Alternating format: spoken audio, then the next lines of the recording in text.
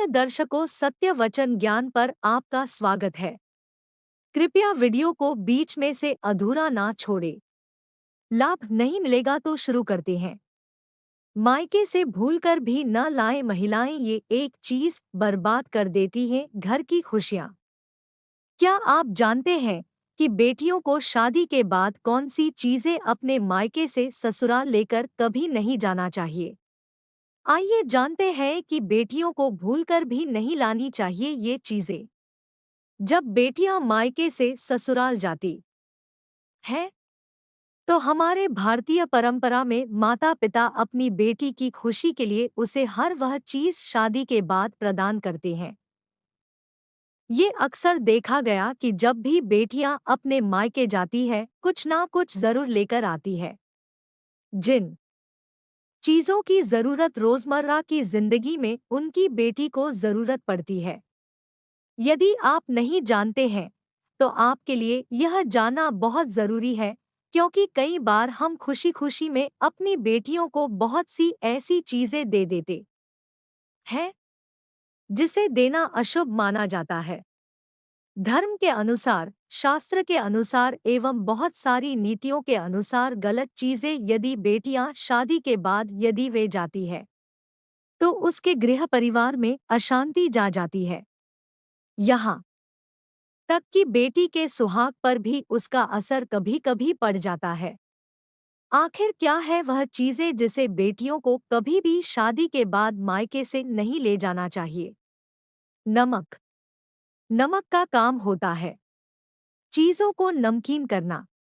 जब बेटियां शादी के बाद मायके से ससुराल की ओर प्रवेश करती है, तो उसका धर्म क्या होना चाहिए? नए घर में प्रवेश करते वक्त सबको साथ लेकर चलना, सबसे अच्छे से बात करना और जो भी रिश्ता उससे जुड़ा है उन सभी रिश्तों में मिठास घोलना। ऐसे में यदि वह मायके से नमक लेकर ससुराल में प्रवेश करेगी, तो रिश्ते खराब हो सकते हैं। उससे जुड़ा हर रिश्ता नमकीन का रूप ले सकता है।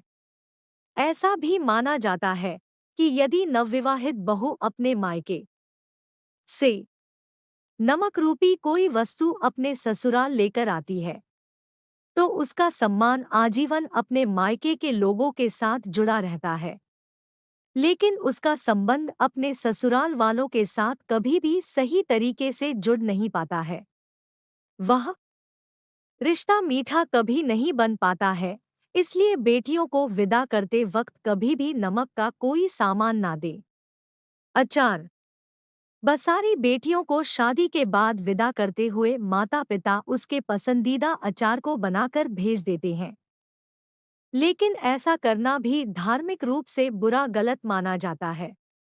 कहा जाता है कि अचार जैसे खाने में खट्टा होता है, वैसे ही वह पति पत्नी के रिश्ते में भी खटास पैदा कर देता है। कभी कभी यह खटास इतना गहरा हो जाता है कि पति या पत्नी में से किसी की मृत्यु तक भी हो सकती है। इसलिए इस बात का ख्याल रखना चाहिए कि बेटियों को विदा करते वक्त उन्हें कभी भी अचार ना दें।